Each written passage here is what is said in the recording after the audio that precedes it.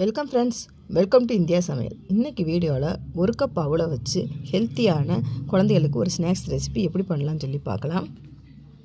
இப்போ ஒரு கடாய் எடுத்துக்கோங்க. அதில் ஒரு கப் அளவு நான் அவல் எடுத்திருக்கேன். இப்போ அவலை வாசனை வர அளவுக்கு இந்த மாதிரி வறுத்துக்கோங்க.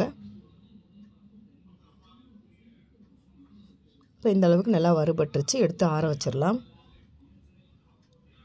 இப்போ அதே கடாயில் அரை கப் அளவு வேர்க்கடலை சேர்த்துக்கலாம். வேர்க்கடலையும் நல்லா வறுத்துக்கோங்க.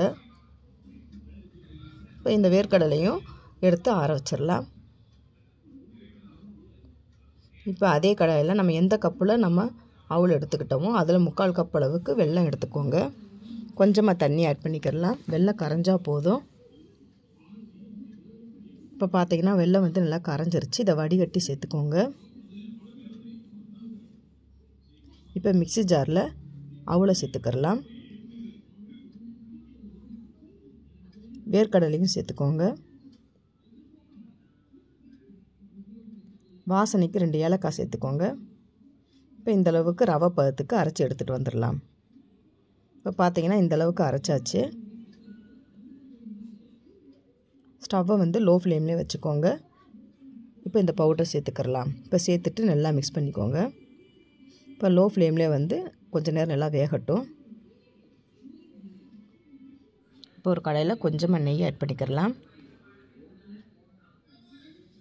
இப்போ நெய் சூடான பிறகு கொஞ்சமாக முந்திரி பருப்பு சேர்த்துக்கோங்க.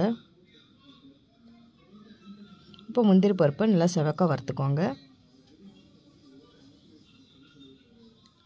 இப்போ இந்த அளவுக்கு நல்லா வறுபட்டுருச்சு. இப்போ இந்த அவலில் நம்ம சேர்த்துக்கலாம். இப்போ சேர்த்துட்டு நல்லா கலந்து விட்டுக்கோங்க. குட்டி குட்டி உருண்டைகளாக செஞ்சு எடுத்து வச்சிடலாம்.